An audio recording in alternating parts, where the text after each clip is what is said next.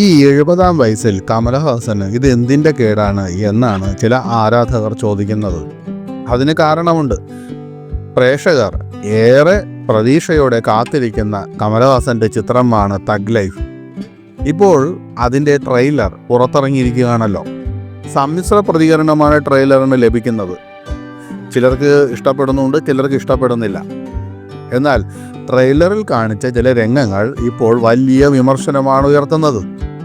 പ്രധാനമായി കമലഹാസനും രണ്ട് നടികളുമായിട്ടുള്ള ചില ഇൻറ്റിമേറ്റ് സീനുകളും ലിപ് ലോക്ക് സീനുകളുമൊക്കെയാണ് ഓൺലൈനിൽ ചർച്ചയാകുന്നതും പ്രചരിക്കുന്നതും. അതിൻ്റെ സ്ക്രീൻഷോട്ടുകൾ ഉൾപ്പെടെയാണ് പ്രചരിക്കുന്നത്.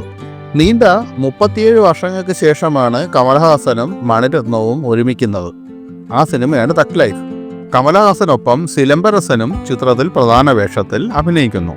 ജോജു ജോർജും തൃഷയും അഭിരാമിയും ഐശ്വര്യലക്ഷ്മിയും നാസറും അശോക് സെൽവനും തുടങ്ങി അങ്ങനെ അനവധി പ്രമുഖ താരങ്ങൾ ചിത്രത്തിൽ അഭിനയിക്കുന്നുണ്ട്.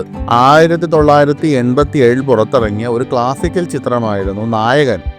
ഇതിനുശേഷം നീണ്ട നാളത്തെ ഇടവേളയ്ക്ക് ശേഷമാണ് മണിരത്നവും കമലഹാസനും ഒരുമിക്കുന്നത് എന്നുള്ള ഒരു പ്രത്യേകത കൂടി ഈ ചിത്രത്തിനുണ്ട്. അതുകൊണ്ട് തന്നെ പ്രേക്ഷകരുടെ പ്രതീക്ഷ വാനോളമാണ്. ഇതൊക്കെ പറഞ്ഞാലും ആ വിവാദത്തെക്കുറിച്ച് പറയാതെ പോകുന്നത് ശരിയല്ലല്ലോ. ഇതിൻ്റെ ട്രെയിലറിൽ കമലഹാസനും തൃഷയും തമ്മിലുള്ള പ്രണയരംഗങ്ങളും അഭിരാമിയെ ചുംബിക്കുന്ന രംഗങ്ങളുമൊക്കെ വളരെ വിവാദമായിരിക്കുകയാണ്. ഒരു റെഡിറ്റ് ഉപയോക്താവ് ഈ സ്ക്രീൻഷോട്ടുകൾ പങ്കിട്ടതോടെയാണ് ഇതിൻ്റെ ചർച്ചകൾക്ക് തുടക്കമിട്ടത്. ഇതോടെ കമലഹാസനും സഹതാരങ്ങളും തമ്മിലുള്ള പ്രായ വ്യത്യാസത്തെക്കുറിച്ചുള്ള ചർച്ചകളും ആരംഭിച്ചു.